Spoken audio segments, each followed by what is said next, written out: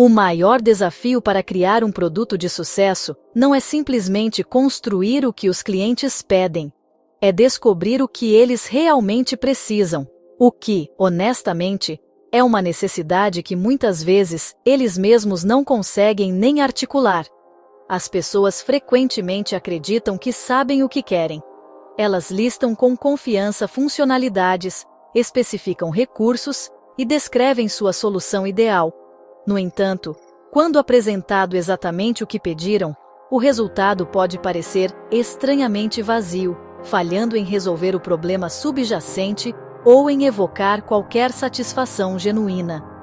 Essa lacuna entre o que se declara querer e as necessidades não ditas é o terreno traiçoeiro da descoberta de produto. É um quebra-cabeça enraizado nas complexidades da mente humana, onde o pensamento consciente é apenas a ponta de um vasto iceberg de motivações, medos e desejos. Essa discrepância surge porque, bem, nem sempre somos os atores racionais que pensamos ser. Nossos processos de tomada de decisão são fortemente influenciados pela intuição, emoção e atalhos cognitivos que operam abaixo da superfície da nossa consciência. Quando um cliente diz: "Preciso de uma forma mais rápida de gerenciar meus e-mails", ele pode não estar pedindo um algoritmo de classificação mais eficiente. A verdadeira necessidade não expressa pode ser o desejo de se sentir menos sobrecarregado, de recuperar o controle sobre sua jornada de trabalho ou de reduzir a ansiedade que vem de uma caixa de entrada constantemente transbordando. O desejo declarado é por uma ferramenta, a necessidade não dita é por um sentimento. Compreender essa distinção é o primeiro, e mais crucial, passo para construir produtos que não apenas funcionem, mas que realmente ressoem. Portanto, o trabalho de uma equipe de produto se torna menos sobre transcrição e mais sobre tradução. É uma forma de trabalho de detetive. As pistas não são encontradas em pesquisas, com perguntas direcionadas, ou em listas de solicitação de recursos.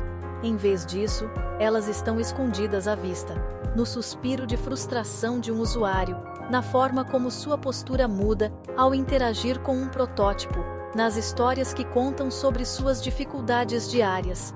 Esses são os sinais brutos da realidade emocional de sua experiência.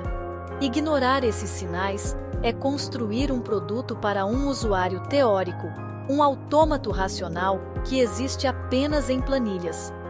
Atendê-los é iniciar uma jornada em direção à criação de algo para um ser humano real, complexo e emocional.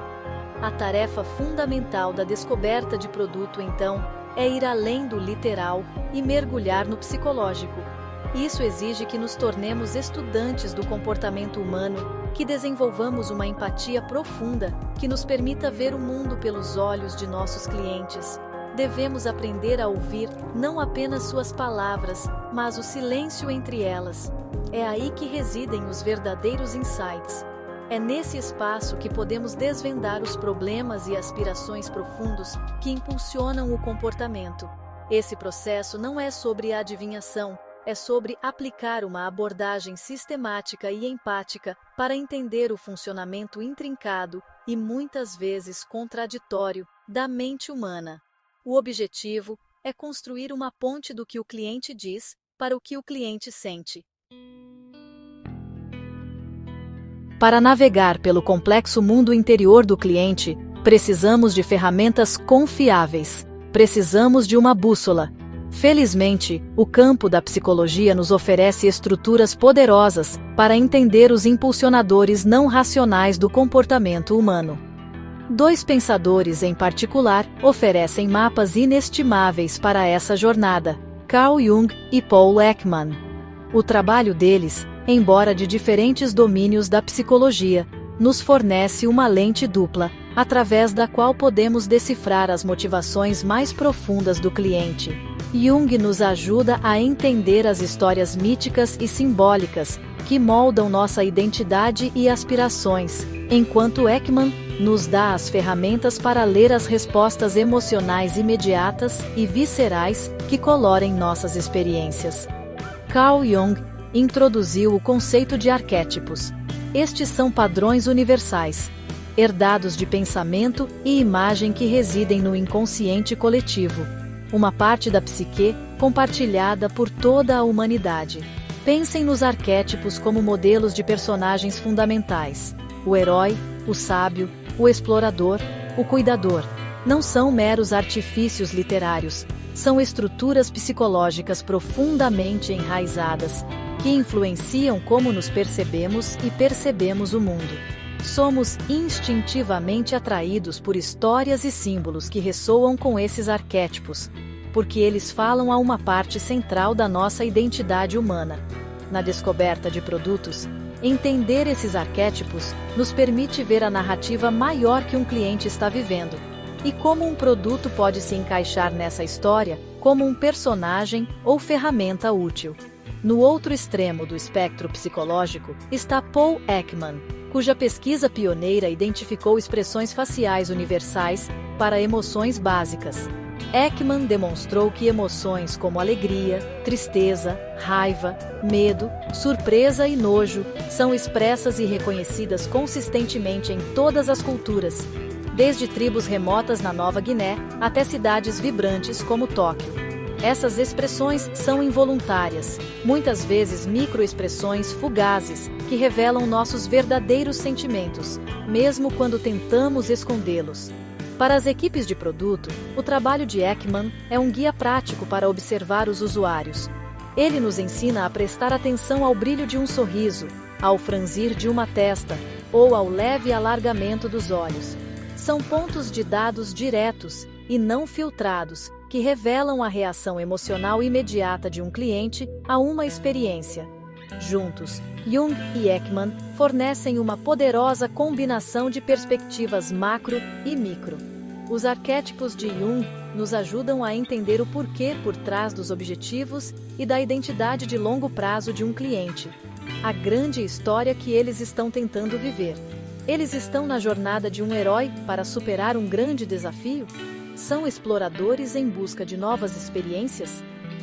As emoções de Ekman, em contraste, nos ajudam a entender o que de sua experiência imediata. Os sentimentos momento a momento de frustração, deleite ou confusão. Ao integrar essas duas estruturas psicológicas, podemos construir uma imagem muito mais rica e holística do cliente. Podemos projetar produtos que não apenas atendam a uma necessidade funcional, mas também se alinhem com a identidade central de um cliente e evoquem as emoções certas ao longo do caminho.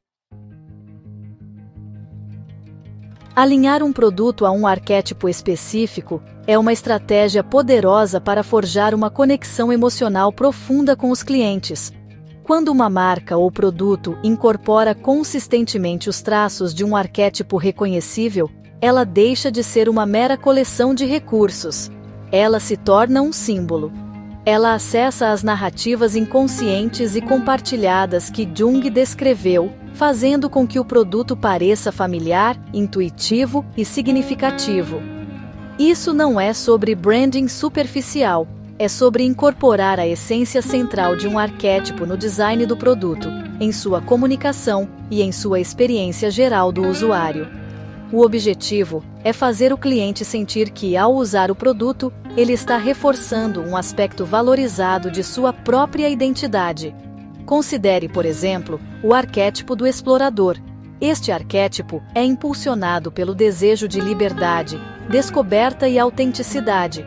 Marcas como a Patagônia ou a Jeep incorporam com maestria esse espírito.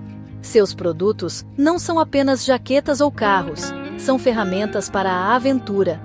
Seu marketing não apenas lista especificações técnicas, ele conta histórias de paisagens selvagens e jornadas pessoais.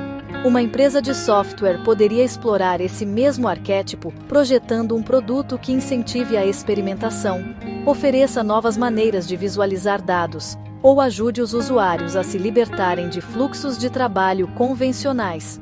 A linguagem usada na interface, o design visual e o processo de integração seriam todos elaborados para evocar sentimentos de descoberta e empoderamento, fazendo o usuário se sentir como um explorador em seu próprio domínio digital. Alternativamente, um produto poderia ser projetado em torno do arquétipo do sábio, que valoriza o conhecimento, a verdade e a sabedoria. Um aplicativo de planejamento financeiro que incorpora o sábio não mostraria apenas números e gráficos. Ele forneceria comentários claros e perspicazes, educaria o usuário sobre conceitos financeiros complexos e se apresentaria como um consultor de confiança. Seu tom seria calmo, autoritário e tranquilizador. Cada recurso seria projetado para capacitar o usuário com compreensão, ajudando-o a tomar decisões mais inteligentes. O cliente, por sua vez, se sente mais sábio e mais no controle de seu futuro. O produto se torna mais do que uma calculadora. Ele se torna um mentor, uma fonte de verdade em um mundo confuso. A chave é a consistência. O arquétipo escolhido deve ser refletido em cada ponto de contato que o cliente tem com o produto. Desde o primeiro anúncio que ele vê até o e-mail de suporte ao cliente que ele recebe, a experiência deve reforçar a mesma identidade central. Um produto que incorpora o arquétipo do herói, projetado para ajudar os usuários a superar desafios, deve ter uma interface ousada e encorajadora e celebrar marcos como vitórias. Um produto alinhado com o arquétipo do cuidador, projetado para proteger e apoiar, deve parecer gentil, confiável e profundamente empático. Ao escolher conscientemente um arquétipo e tecer sua narrativa na estrutura do produto, as empresas podem criar uma poderosa ressonância emocional que transcende a mera funcionalidade e promove uma lealdade profunda e duradoura. Enquanto os clientes podem ter dificuldade em expressar suas necessidades, suas emoções fornecem um fluxo constante e sem filtros de informação. O trabalho de Paul Ekman sobre as emoções universais nos dá uma base científica para ler esses sinais. O rosto humano é uma tela incrivelmente expressiva, capaz de transmitir nosso estado interno com uma precisão notável. Uma equipe de produto treinada em observar essas pistas pode coletar dados qualitativos ricos, que muitas vezes são mais verdadeiros do que uma resposta verbal. Um usuário pode dizer, educadamente, "Isso é interessante", mas uma microexpressão fugaz de nojo ou uma leve franzida na testa indicando confusão conta uma história bem diferente e mais precisa. Esses são os momentos que importam na pesquisa de usuário. Observar esses sinais emocionais requer atenção focada durante entrevistas com usuários ou testes de usabilidade. Não basta apenas ouvir o que o usuário está dizendo. Devemos observar seu rosto, suas mãos e sua postura. A testa dele se contrai quando encontram uma determinada tela? Isso pode sinalizar sobrecarga cognitiva ou dificuldade de compreensão. Os olhos deles se arregalam ligeiramente em surpresa, seguidos por um leve sorriso? Este é um forte indicador de um momento, positivo, um ponto de deleite inesperado. Os cantos da boca deles se curvam em um lampejo de tristeza quando discutem um problema específico? Isso destaca um ponto de dor significativo que o produto poderia potencialmente resolver. Isso não são meros tiques nervosos, são janelas para a experiência autêntica do usuário. Além das expressões faciais, a linguagem corporal oferece uma riqueza de informações. Um usuário que se inclina para a frente, engajado e focado, provavelmente está tendo uma experiência positiva. Por outro lado, um usuário que se inclina para trás, cruza os braços ou começa a se mexer pode estar entediado, na defensiva ou frustrado. Até mesmo o tom de voz do usuário pode ser revelador. Uma entonação ascendente pode indicar uma pergunta ou incerteza, enquanto uma fala monótona e sem vida pode sinalizar desengajamento. A chave é procurar por mudanças. Uma mudança na postura ou uma alteração no tom de voz em um ponto específico da jornada do usuário é um forte indicativo de que algo importante está acontecendo emocionalmente, justificando uma investigação mais aprofundada.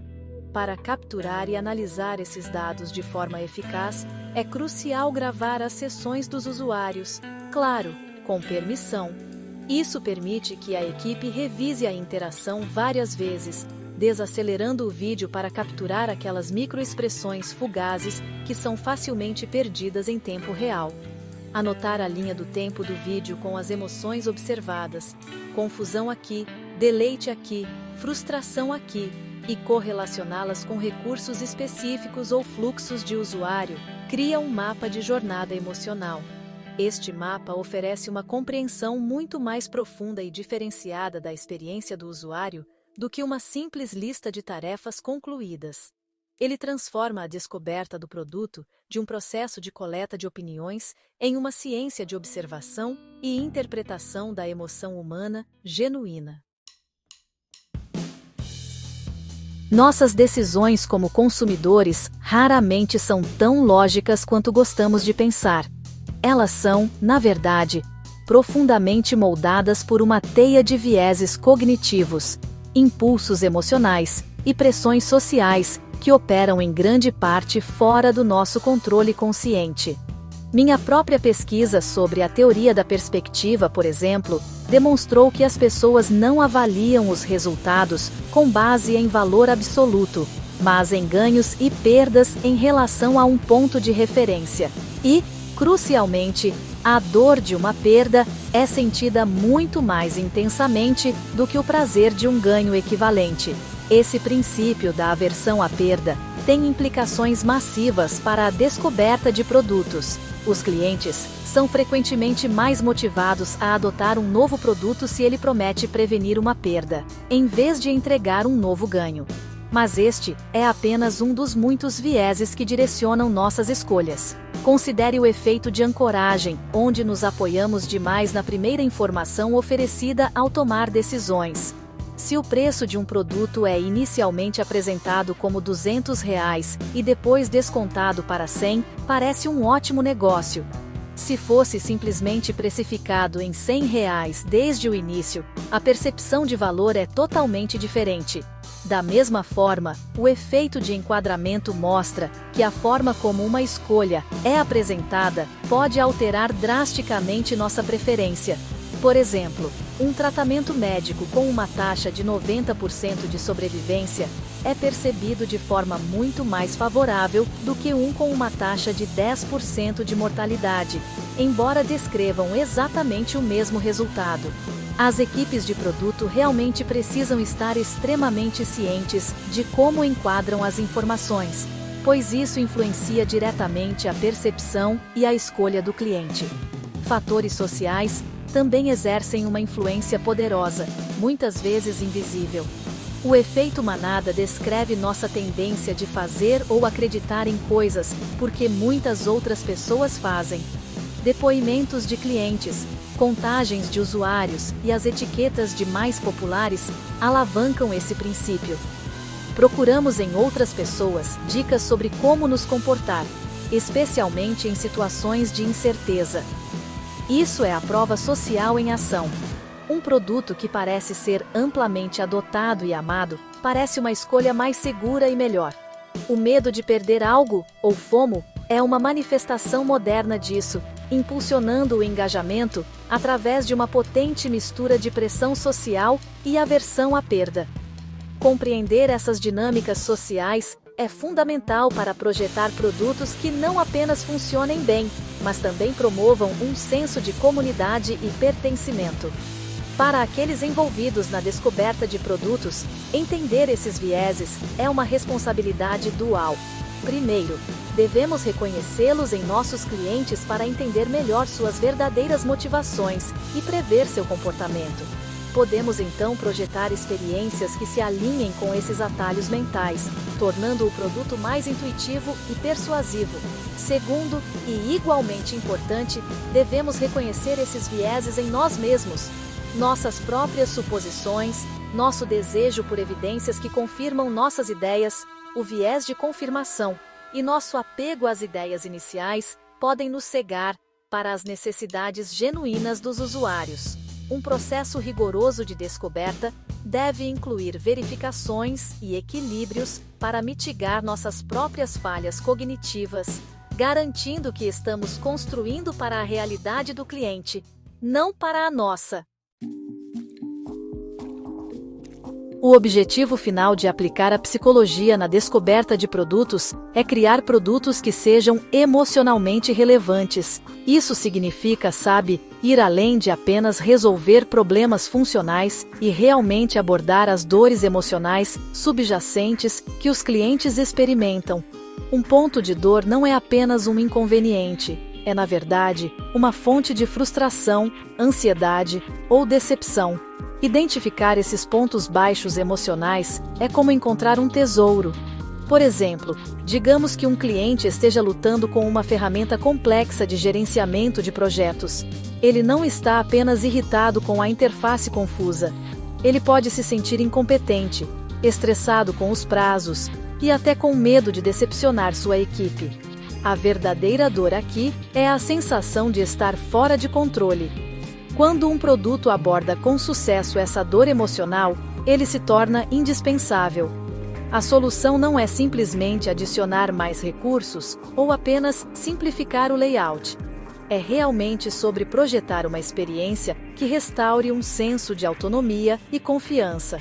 O produto poderia, por exemplo, usar indicadores de progresso claros para reduzir a incerteza, oferecer mensagens de encorajamento quando as tarefas são concluídas para construir impulso, ou fornecer modelos simples e guiados para eliminar a ansiedade de começar do zero. Ao focar em aliviar as emoções negativas, o medo e o estresse, o produto gera uma poderosa resposta emocional positiva. Media Group. Expressão de alívio em rosto de usuário, pessoa demonstrando empoderamento após resolver problema em aplicativo. Stock Distribute, Equally, alívio, confiança e empoderamento. Essa mudança emocional é o que realmente transforma um usuário em um defensor leal.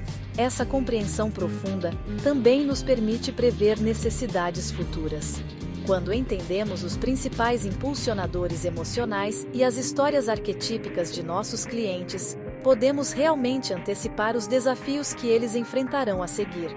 Pegue um usuário que usou com sucesso um aplicativo de orçamento, por exemplo. Depois de sair das dívidas, seu próximo desafio será como investir e aumentar sua riqueza. Uma empresa emocionalmente inteligente pode prever essa evolução e proativamente introduzir novos recursos ou conteúdo relacionados a investimentos, guiando o usuário para a próxima etapa de sua jornada financeira. Essa capacidade preditiva transforma um produto reativo em um parceiro proativo, um que cresce com o cliente e consistentemente permanece relevante para a sua vida. Vamos considerar também um exemplo prático no e-commerce. Um cliente abandonando seu carrinho de compras um problema comum. O diagnóstico funcional pode ser que os custos de envio eram muito altos, mas o diagnóstico emocional é mais sutil. O cliente pode sentir uma pontada de culpa sobre a despesa ou ansiedade sobre fazer a escolha errada. Uma solução emocionalmente inteligente poderia abordar isso diretamente. Ela poderia enquadrar a compra não como um custo, mas como um investimento em si mesmo. Poderia oferecer devoluções gratuitas e fáceis para eliminar o medo de cometer um erro. Ou poderia usar prova social, como dizer que 50 outras pessoas compraram isso hoje, para reduzir a ansiedade da decisão. Essas não são apenas táticas comerciais, são intervenções empáticas, projetadas para acalmar emoções negativas e tornar o caminho para um resultado positivo mais seguro e recompensador. Entender a psicologia do cliente é essencial, mas, honestamente, esse conhecimento precisa ser combinado com técnicas práticas para coletar insights. Teoria sem aplicação é, um tanto estéril. Um kit de ferramentas robusto para a descoberta de produtos combina vários métodos, cada um projetado para desvendar uma faceta diferente da experiência do usuário.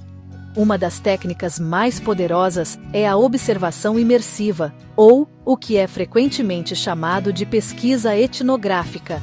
Isso envolve passar tempo com os clientes em seu ambiente natural, sua casa, seu escritório, sua oficina, e observar suas rotinas diárias. Este método nos permite ver as gambiarras, as frustrações e o contexto que os usuários nunca pensariam em mencionar em uma entrevista formal. É como ser uma mosquinha na parede na vida do paulistano, observando como ele se vira no dia a dia. A pesquisa qualitativa, especialmente entrevistas aprofundadas e abertas, é outra pedra angular do kit de ferramentas. O objetivo aqui não é validar uma hipótese, mas realmente explorar e entender. Em vez de perguntar, você usaria um recurso que faz X? Devemos perguntar: conte-me sobre a última vez que você tentou realizar e como você se sentiu. Essa abordagem baseada em narrativas incentiva os usuários a compartilhar histórias, e dentro dessas histórias estão os detalhes cruciais sobre suas motivações, emoções e pontos de dor. É como sentar para um bom papo na padaria, onde as pessoas se abrem de verdade. Combinar isso com técnicas de observação, como a leitura de expressões faciais e linguagem corporal, conforme descrito por Ekman, transforma uma simples conversa em um rico exercício de coleta de dados. É sobre ouvir com os olhos tanto quanto com os ouvidos. A prototipagem é a técnica que torna as ideias tangíveis e, você sabe, testáveis. Um protótipo não é um produto acabado. É uma pergunta materializada em uma forma com a qual o usuário pode interagir. Os protótipos podem variar de simples esboços em papel a mockups digitais interativos. O objetivo é provocar uma reação. Ao colocar um protótipo nas mãos de um usuário, não estamos pedindo a opinião dele sobre o design. Estamos criando uma situação onde podemos observar seu comportamento e respostas emocionais. Eles interagem sem problemas ou hesitam. Onde eles sorriem. Onde eles franzem a testa. A prototipagem é uma forma de experimentação rápida que nos permite aprender rapidamente, falhar de forma barata e iterar em direção a uma solução que realmente ressoa em um nível emocional. É como testar um novo sabor de coxinha antes de lançar no mercado. Vemos a reação na hora. Finalmente, a análise de dados comportamentais nos dá um complemento quantitativo a esses métodos qualitativos. Ferramentas de análise podem nos mostrar o que os usuários estão realmente fazendo dentro de um produto, em escala, onde eles estão clicando, quais recursos eles usam com mais frequência, onde eles desistem em um processo. Esses dados revelam padrões de comportamento que podem destacar pontos de atrito ou oportunidades de melhoria. É o Ibope do seu produto, mostrando o que realmente engaja e o que faz as pessoas mudarem de canal. Quando vemos uma queda significativa em uma determinada etapa de um funil, podemos formular uma hipótese, como: os usuários estão confusos nesta etapa. Então, podemos usar métodos qualitativos, como entrevistas com usuários, para aprofundar o porquê por trás do o que, entendendo o contexto emocional do comportamento que vimos nos dados. Um processo de descoberta verdadeiramente eficaz integra todas essas técnicas, criando um ciclo contínuo de observação, ideação, teste e aprendizado. Uma vez que descobrimos uma necessidade genuína do cliente, nosso trabalho não termina. Também temos que apresentar nossa solução de uma forma que seja convincente e emocionalmente envolvente. Os humanos, você sabe, não são realmente persuadidos por listas de recursos ou especificações técnicas. Somos persuadidos por histórias. Uma narrativa poderosa enquadra o problema, apresenta a solução como uma chave para superar um desafio e pinta um quadro vívido de um futuro melhor. Essa abordagem de contar histórias se conecta com o nosso pensamento de sistema 1, nosso cérebro rápido, intuitivo e emocional. Ele ignora a deliberação analítica do sistema 2, e cria um senso imediato de desejo e possibilidade. Apresentar uma solução não é uma demonstração técnica, é realmente um ato de inspiração. Isso é especialmente importante quando um produto exige que um cliente mude seu comportamento. Mudar é difícil, significa afastar-se do familiar e confortável, mesmo que o estado atual seja doloroso. Para motivar essa mudança, o puxão do estado futuro tem que ser mais forte do que a inércia do presente. É aqui que a emoção positiva se torna um motor poderoso. Em vez de focar nos aspectos negativos do problema, uma narrativa de sucesso foca nas emoções positivas associadas à solução, a sensação de alívio, a alegria da maestria, a confiança de estar no controle e a conexão de pertencer a uma comunidade. A história deve fazer o cliente sentir como seria ter seu problema resolvido. Por exemplo, imagine um produto projetado para ajudar as pessoas a aprender um novo idioma. Uma apresentação baseada em recursos detalharia o número de palavras do vocabulário, os exercícios de gramática e a tecnologia de reconhecimento de fala. Mas, uma narrativa emocionalmente envolvente contaria a história de um usuário. Começaria com sua frustração e vergonha ao tentar pedir café em uma viagem ao exterior. Então, introduziria o aplicativo não como um conjunto de exercícios, mas como um guia amigável, e finalmente mostraria o usuário conversando com confiança com os locais em sua próxima viagem, sentindo uma sensação de conexão e orgulho.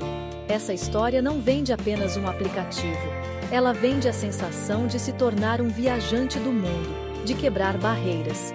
Essa abordagem narrativa deve ser tecida em toda a experiência do produto. O processo de integração pode ser enquadrado como o início de uma jornada. Marcos e conquistas podem ser celebrados como vitórias na história pessoal do usuário. Até mesmo mensagens de erro podem ser escritas com um tom encorajador e de apoio, guiando o usuário de volta ao caminho certo, em vez de apenas declarar uma falha.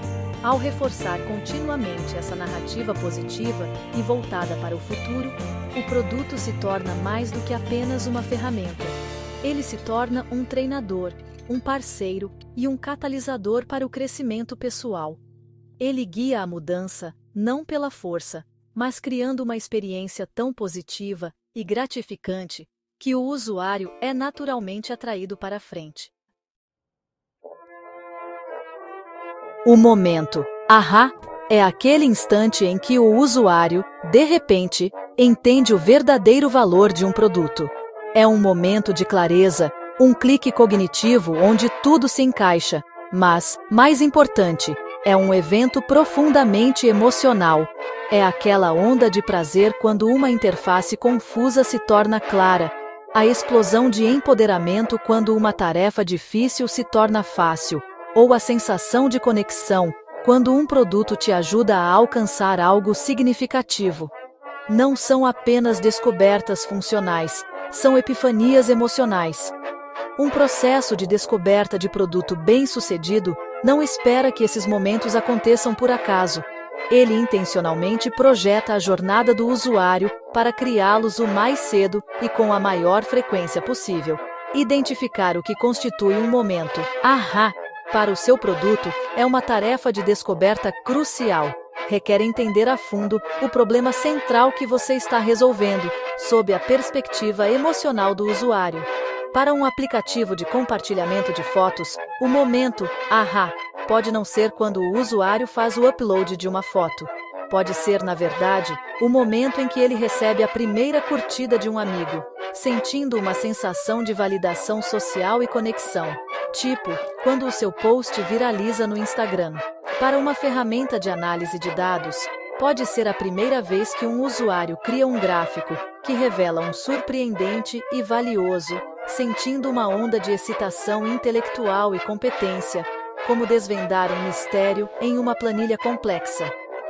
Para encontrar esse momento, temos que perguntar: qual é a principal recompensa emocional que nosso produto pode entregar? Uma vez identificado, toda a experiência deve ser simplificada para guiar o novo usuário a essa recompensa emocional o mais rápido possível. Isso significa remover toda a fricção desnecessária, como formulários de cadastro complexos, tutoriais longos e escolhas confusas. O objetivo é criar um caminho claro e direto para o valor. Para uma ferramenta de colaboração, em vez de mostrar um projeto em branco, pode começar com um modelo pré-preenchido com o qual o usuário pode interagir imediatamente, levando-o ao ahá de ver como é fácil organizar o trabalho. Os primeiros minutos da experiência de um usuário são os mais críticos. Eles precisam ser projetados para entregar aquele primeiro choque de emoção positiva. Esses momentos são a base do engajamento e da retenção a longo prazo. Um único e poderoso momento, ahá, pode criar um forte vínculo emocional com um produto, fazendo com que o usuário queira voltar e explorar mais. Momentos, ahá, subsequentes, desencadeados pela descoberta de novas funcionalidades ou pelo alcance de novas metas, reforçam esse vínculo. Eles são as recompensas emocionais que mantêm os usuários investidos no ecossistema do produto, como um fã apaixonado pelo seu time de futebol. As empresas devem monitorar as métricas que levam a esses momentos e otimizar continuamente o produto para gerá-los. Ao focar na criação dessas epifanias emocionais, passamos de construir produtos que as pessoas usam para construir produtos que as pessoas amam. Essa transformação da experiência do usuário, de funcional para emocional, é realmente o resultado final de um processo de descoberta enraizado na empatia e na percepção psicológica.